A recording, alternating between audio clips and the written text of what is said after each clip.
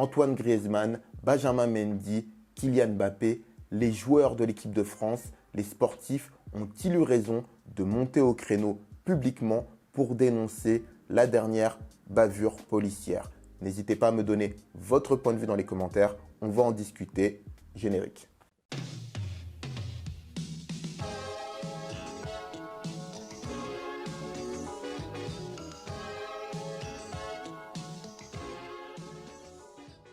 Si vous suivez l'actualité, vous êtes au courant. Un producteur de musique, si je ne me trompe pas, a été tabassé, passé à tabac par des policiers. S'en est suivi également des insultes racistes. Pour le coup, des joueurs de l'équipe de France via Twitter, notamment Antoine Griezmann, je crois Kylian Mbappé et Benjamin Mendy, sont montés au créneau pour mettre la pression sur M. Darmanin afin que les choses bougent.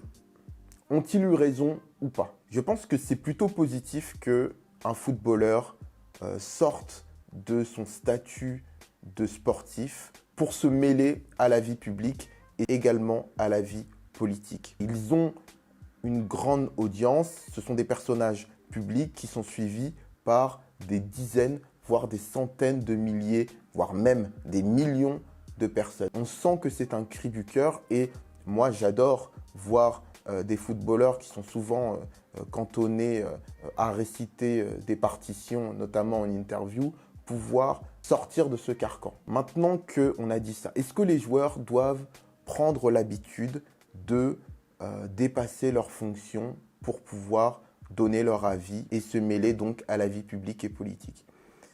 Je pense que c'est quelque chose qui est intéressant. Ça peut être positif. Maintenant, ça sous-entend malgré tout une prise de conscience de ce qu'on représente, notamment aujourd'hui avec les réseaux sociaux et la portée de certains propos. Il y a déjà eu des bourdes, des propos qui ont été, on va dire, prononcés de manière maladroite et qui ont eu finalement des conséquences ou qui auraient pu avoir des conséquences graves. Un footballeur a-t-il raison d'ouvrir sa bouche? Et peut-il ouvrir sa bouche? En règle générale, ils sont tellement liés par des contrats et par une précarité et par un monde qui va très vite qu'ils ne peuvent souvent pas. On le voit notamment pour le racisme. Et pour moi, c'est un point qui est important. Pourquoi est-ce que les footballeurs, en fait, ne commenceraient pas par leur propre milieu, finalement? Pourquoi aller se mêler de la vie publique si déjà, dans leur monde, ils ne font pas plus. Ce sont les acteurs. Ce sont eux. Sans eux, il ne se passe rien.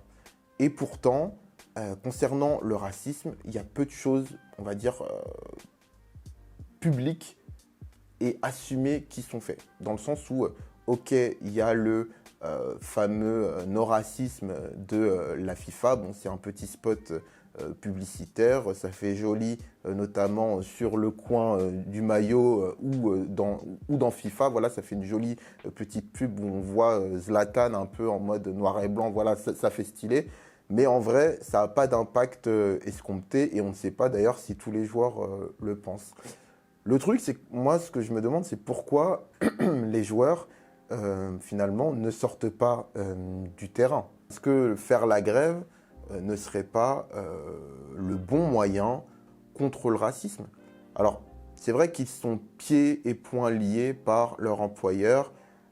Eux, ce sont des exécutants, ils sont sous contrat et tu peux te perdre ta place rapidement. Pour la majorité des joueurs, je veux bien. Mais pour les grandes stars, pour les grands joueurs, j'ai envie de dire que ça ne change rien.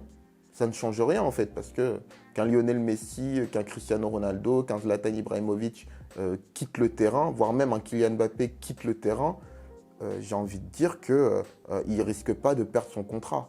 Moi, j'ai jamais vu un joueur faire ça. J'ai déjà entendu, je crois que c'était Kevin Prince Boateng, qui un jour, avec le Milan AC, a voulu sortir du terrain et Clarence Seedorf l'a rattrapé. Ok, les footballeurs montent dans l'arène publique, ils veulent dépasser leur statut de simple exécutant, de simple sportif, et je trouve ça positif parce qu'il y a toujours des gens qui déjà ne reconnaissent pas la performance sportive et qui passent leur temps à dire qu'ils courent après un ballon alors qu'il y a plein d'autres plein d'autres paramètres, notamment la pression, etc., etc., et le fait d'être dans un monde très élitiste.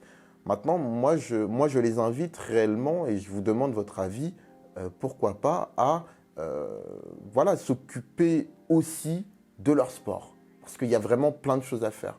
On en a vu qui ont fait des choses, notamment Eric Cantona, notamment Diego Armando Maradona. Enfin voilà, pour ne citer que, il y en a qui ont vraiment dépassé leur sport. Donc pour moi, ça peut être intéressant. Je comprendrais que beaucoup de joueurs ne le fassent pas parce qu'ils ont peur pour leur place et parce qu'on sait que ça va très vite. Maintenant, quand on voit qu'un Lewis Hamilton en Formule 1 a justement utilisé son statut de champion du monde, sa notoriété, sa puissance, sa force et le fait qu'il soit numéro 1 pour imposer certaines choses concernant la lutte contre le racisme, moi j'ai envie de dire, pourquoi pas, c'est bien. Maintenant, il y a une autre question qui se pose et je terminerai la vidéo là-dessus. Ok, pour des joueurs ou des sportifs qui se mêleraient à la vie publique et politique, mais ça sous-entend malgré tout qu'il y ait une certaine instruction. Loin de moi, encore une fois, vous me connaissez, l'idée de dire qu'un joueur n'est pas capable de réfléchir, rien à voir. Mais je pense que la question politique, la question de société, ça nécessite une étude. Ça nécessite d'étudier l'histoire, ça nécessite d'étudier la sociologie, ça nécessite plein de choses. Donc, parce que je pense qu'aujourd'hui, on le voit d'ailleurs avec certains politiques, les gens sont tellement tristes, sont tellement au bord des nerfs, sont tellement écœurés qu'ils ont tellement peur que balancer un billet d'humeur ou balancer un petit truc comme ça peut avoir des proportions graves et une majorité de personnes s'en foutent de savoir si c'est vrai ou faux aujourd'hui. Donc ça veut dire que si tu es quelqu'un de populaire avec une influence, tu ne peux pas te permettre de dire n'importe quoi. Alors oui, un footballeur qui se mêlerait à la vie publique et politique, d'accord, mais quelqu'un qui ferait un maximum pour étudier avant la chose, voilà, pour savoir de quoi il parle et ensuite pour avoir une réelle influence et pour pouvoir être écouté, parce que je pense que quelqu'un et pour ne pas uniquement être écouté que par les followers, parce que je pense que les personnes qui sont vraiment... je pense qu'il y a vraiment une place à prendre. Je pense qu'il y a vraiment une place à prendre pour les sportifs d'un point de vue politique, d'un point de vue de la société. Mais pour être crédible vis-à-vis je veux dire, des politiques et des personnes, on va dire, instruites, je pense qu'il faut ne pas balancer uniquement des choses qui sortent du cœur. Il faut pouvoir s'appuyer sur des faits, sur de l'histoire, sur de l'économie, etc.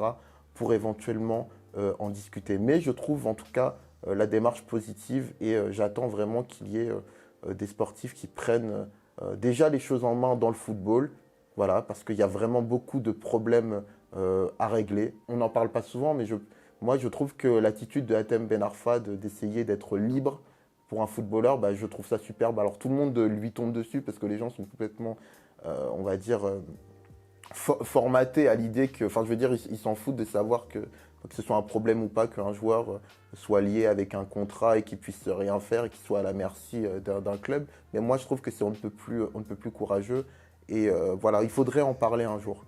Bref, les dofs, j'espère en tout cas avoir été compris. N'hésitez pas à me dire dans les commentaires votre avis. Les joueurs ont-ils raison de se mêler de la chose publique, de la chose politique? Je vous dis à bientôt. Portez-vous bien. Ciao, ciao. Vous allez me lâcher, les nains, puisque je vous dis que je suis Doraemon. Je vous ai jamais vu, moi. Je crois qu'il a disjoncté. Dites-vous bien un truc, les nains. Si j'avais vraiment été votre prof, je vous aurais sûrement appris ceci. Quand on se met soi-même dans le pétrin, on se démerde tout seul pour en sortir.